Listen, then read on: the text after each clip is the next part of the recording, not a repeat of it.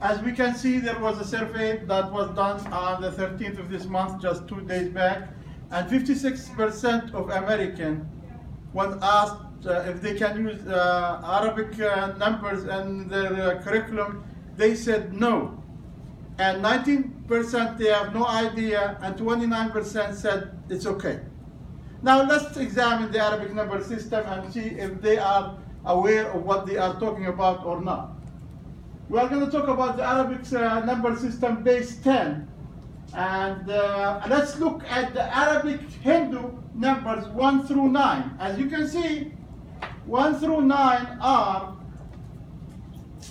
right here. This is the way they were formed. They were formed based on angles. Angles. Let's see, number 1 has 1 angle. Number 2, 2 angles. 3, 1, 2, 3. Number 4, 1, 2, 3, 4. Number 5, 1, 2, 3, 4, 5. Number 6, 1, 2, 3, 4, 5, 6. Number 7, 1, 2, 3. Number 8, 1, 2, 3, 4, 5, 6, 7, 8. Number 9, 1, 2, 3, 4, 5, 6, 7, 8, 9. Oh, you can tell me right now, am I telling you the truth? What's going on with number 7? There is only 3 angles. Is 3 angles going to cut it? How can this symbol represent the number 7 on the Arabic number system? Remember, when you write a check or write a note, you do this. That kind of slash is to add 4 more angles. So when I do this, I'm adding 4 more angles. 1, 2, 3, 4. And that will complete the set. Now, based on the establishment of these numbers, up to the year, the 9th century, there was no 0 as we see it. And the story happened to be that the founder of algebra and trigonometry, Al-Khwarizmi, was on his own one day, and as you know, scientists and mathematicians do write their encounters because they learn from them. And he was fasting. It was Ramadan. And he was he saw a plate, an empty plate next to him. And he was hoping that there is something in that plate, like 2 apples. He will write the number 2. But there was nothing on the plate. And he wanted to find a symbol that fit into these numbers that will represent nothing, nil, emptiness, 0, nada. So he looked at the plate, and the plate is round. Now he went back and started examining those numbers as I just did, which is based on angles, and looked at his plate and said maybe the plate will fit.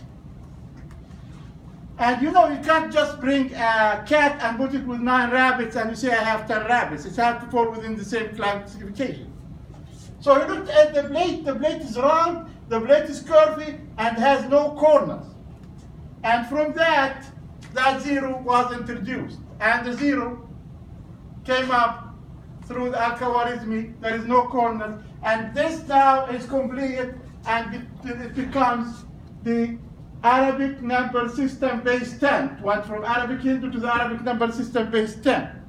And the introduction of the 0 and the invention of the 0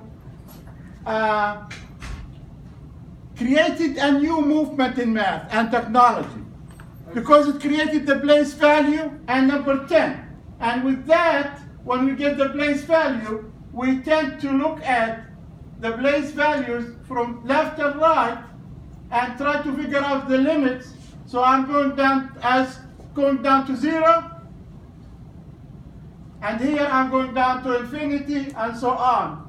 And that was kind of a way that we improve the precision of the use of numbers.